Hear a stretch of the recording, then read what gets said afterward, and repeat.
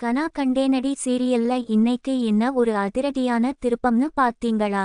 காதலுக்காக அன்பரசி படுற கஷ்டத்தையும் கதிர் அவளுக்காக பண்ற தியாகத்தையும் பார்த்தா உங்களுக்கே கண்ணீர் வந்துடும்.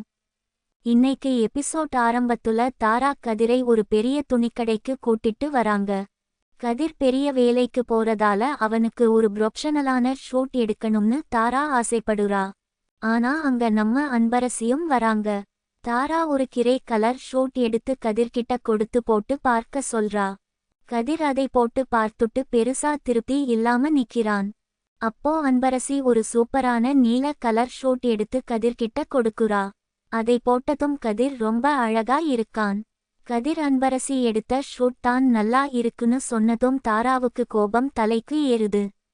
உடனே தாரா அன்பரசியை அவமானப்படுத்துற மாதிரி பேசுறா. ஆனாலும் கதிர் அன்பரசி எடுத்த நீல கலர் சூட்டையே செலக்ட் பண்ணி பில் போடச் சொல்றான். இதனால கடுப்பான தாரா கடையை விட்டு வெளியே வந்து அந்த பில்லை கிழிச்சு போட்டுட்டு பயங்கர கோபமா போறா. தாராவோட இந்த பொறாமை சீன் ரொம்ப விறுவிறுப்பா இருந்துச்சு. அடுத்த சீன்ல நம்ம அன்பரசி காலேஜ் கேண்டீன்ல உட்காந்து ஏதோ ப்ராஜெக்ட் எழுதிட்டு இருக்கா. அப்போ ரேவதி வந்து ஏன் இங்க உட்காந்து எழுதுறன்னு கேட்கும்போது அன்பரசி சொல்றா, இது வேற ஒருத்தருக்காக எழுதி கொடுக்குறேன், இது மூலமா எனக்கு 2000 ரூபாய் கிடைக்கும்னு ரொம்ப கஷ்டப்பட்டு குடும்பத்துக்காக சொல்றா. அந்த நேரத்துல விக்கி அவனோட ஃப்ரெண்ட்ஸ் கூட கேண்டீனுக்கு வரான். அன்பரசியை பார்த்ததும் அவன்கிட்ட காசை தூக்கி போட்டு எனக்கும் ரெக்கார்ட் எழுதி கொடுன்னு ரொம்ப திமிரா கேக்குறான். அன்பரசி முடியாதுன்னு சொன்னதும் கேண்டீன்ல வேலை பாக்குற நீ எனக்கு செஞ்சு தான் ஆகணும்னு ரொம்ப கேவலமா அவமானப்படுத்தி பேசுறான்.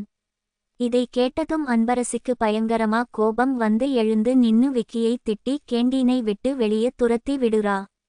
அன்பரசியோட இந்த தைரியத்தை பார்த்து அங்க இருந்தவங்க எல்லாரும் ஆச்சரியப்படுறாங்க. இப்போ கதை நேரா வீட்டுக்கு வருது. கதிர் அன்பரசியை சமாதானப்படுத்துறதுக்காக ஒரு பச்சை கலர் புடவையை கட்டிக்கிட்டு அவ முன்னாடி வந்து நிக்கிறான். அன்பரசி ரொம்ப சோகமா உட்கார்ந்துட்டு இருக்கா. கதிர் அவளுக்கு காபி கொடுத்து அவளை சிரிக்க வைக்க எவ்வளவோ முயற்சி பண்றான்.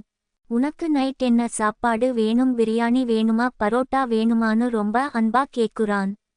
ஆனா அன்பரசி திடீர்னு கோபப்பட்டு கதிரை திட்டுறா.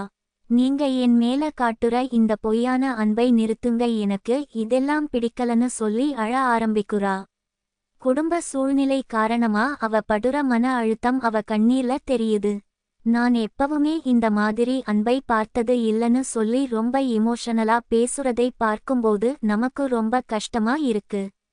அடுத்தது கிச்சன்ல அன்பரசி மீன் குழம்பு வச்சிட்டு இருக்கா. அப்போ குடும்பத்துல இருக்கிற பெரியவங்க அங்க வந்து இந்த மீன் குழம்பு வாசம் வீடு முழுக்க வருதுன்னு சொல்லி கொஞ்சம் கோபமா பேசுறாங்க.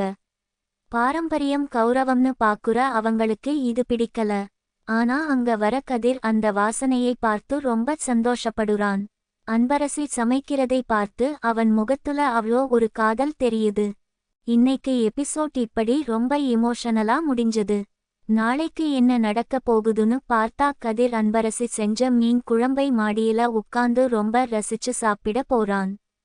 அப்போ அன்பரசி கதிருக்கு ஒரு டைரியை பரிசா கொடுக்க போறா. தாரா இந்த விஷயத்தை தெரிஞ்சுகிட்டு கதிர் அன்பரசிக்கு நடுவுல பெரிய சண்டையை உருவாக்க சதி பண்ணுவாளா? அன்பரசியோட உண்மையான காதல் கதிருக்கு புரிய வருமா? குடும்பத்தோட கோபத்தை கதிர் எப்படி சமாளிக்க போறான்? வீட்ல இருக்கிறவங்க எப்படி இவங்களை பிரிக்க சூழ்ச்சி பண்ண போறாங்க? இதெல்லாம் நாளைக்கு எபிசோட்ல ரொம்ப